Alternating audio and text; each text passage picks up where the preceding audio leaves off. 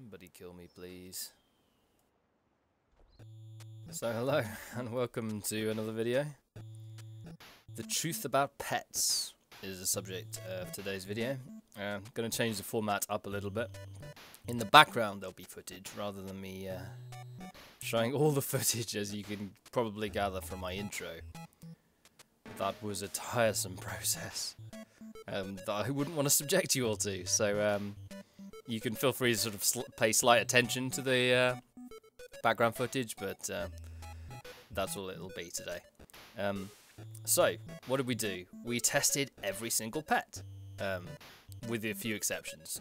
The bears, I didn't test. I didn't test the fern hound, and some of the pigs I didn't test as well.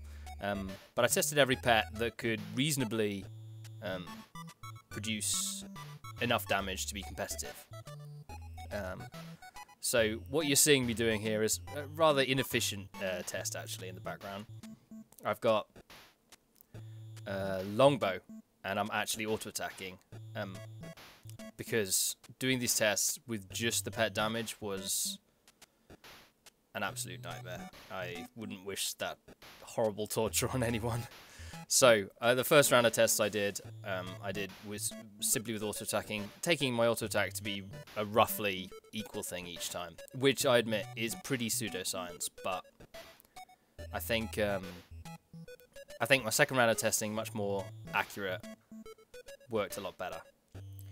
So, what are the other parts of the test? Well, the skills, as you can see, I'm using are Ragers 1, I'm using the Signet of the Hunt, and I'm using Sikkim. Basically anything that can increase the damage of a pet and amplify the differences between the different pets. My idea was to make sure that the results were different enough to dispel random variety in numbers. Similarly, I picked traits that basically did the same thing. For anyone who cares, I'll flash up a graphic of the traits that I picked, all to maximize pets' damage as much as possible. The results of the first set of testing was kind of unsurprising. The cats mostly won out, with the exception of the hawk, which made it through to the second round of testing. The second round of testing, as you can see here, I did under much more stringent conditions. I unequipped my bow, I stopped auto-attacking, and I gave pets access to boons, because through nature magic they'll have access to whatever boons are on you, so that made sense to me.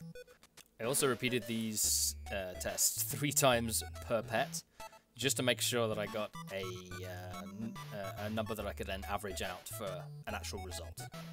So quickly we got rid of some of the low damage pets. The hawk in particular had a serious hard time catching up with the moving kitty bot.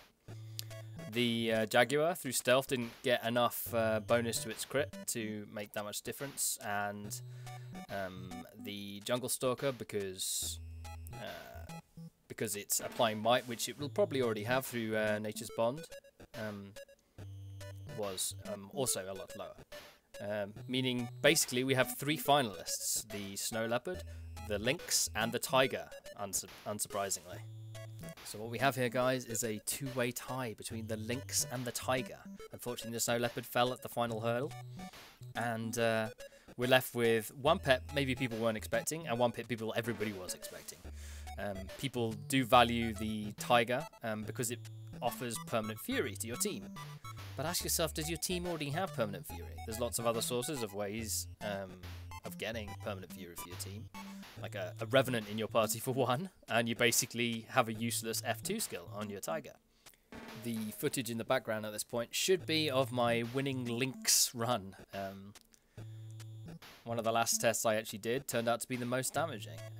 The lynxes do have, and you can see during this footage, they do actually have very reasonable bleed stacks that they create. And this is due to a change in the game that Arena put in a patch, can't remember exactly when, but they added condition damage as a stat to pets. And now every lynx's bleed is affected by 1,000 condition damage, which is a really nice modifier, and it actually makes the difference. 8% to be exact. Does 8% more damage than the tiger. So ask yourself, does your party need fury? Because if it doesn't, bring a lynx. And that's basically it. I will let the glorious lynx do its final victory lap as I bid you all farewell. So, thanks for watching, guys. Tell a friend.